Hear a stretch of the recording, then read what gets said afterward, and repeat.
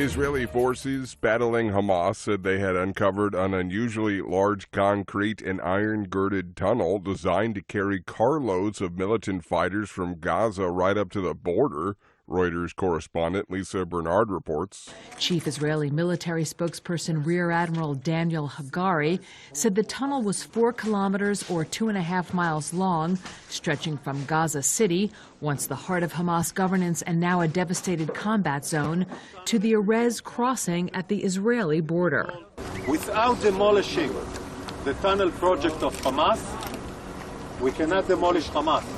Raising or disabling hundreds of kilometers of underground passages and bunkers is among the aims of the Israeli offensive. Reuters correspondent Lisa Bernard. Hamas is a U.S. designated terrorist group.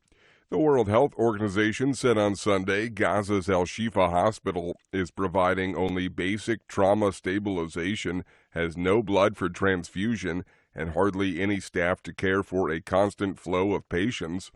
Only 4 hospitals of 24 working in North Gaza before the war with Israel began have even partial service, and 3 of those are barely functioning, the WHO said.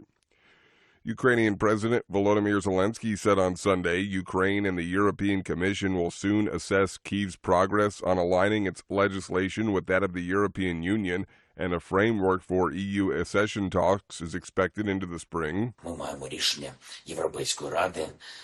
In his nightly video address, he reminded the country EU leaders decided at a summit on Thursday to launch formal membership talks with Ukraine. The country faces uncertainty over the future of vital wartime foreign assistance, notably from the United States. This is VOA News.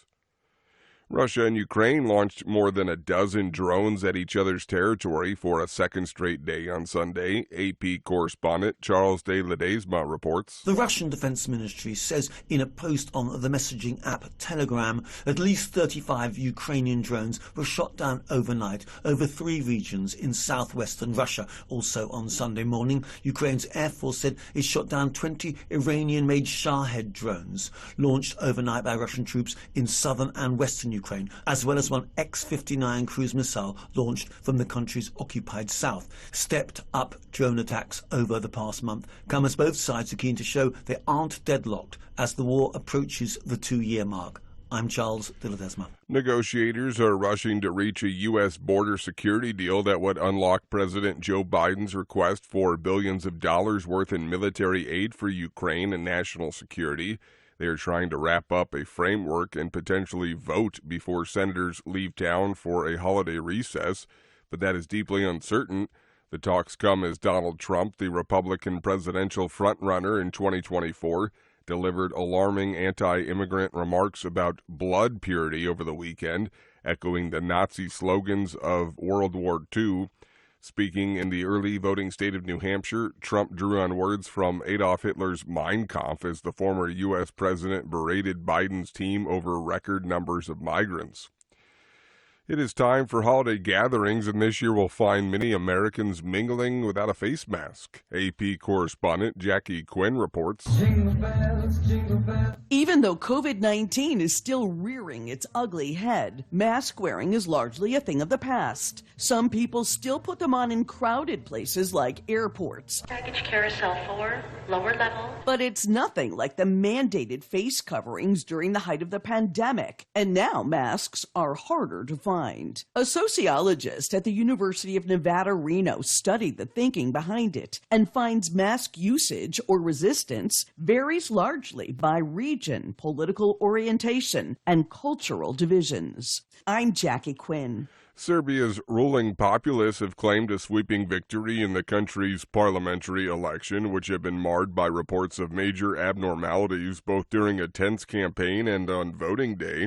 Prime Minister Ana Brnabić said with half of ballots counted, the Serbian Progressive Party's projections show President Aleksandar Vučić won 47% of the vote Sunday and expects to hold around 130 seats in the 250-member assembly.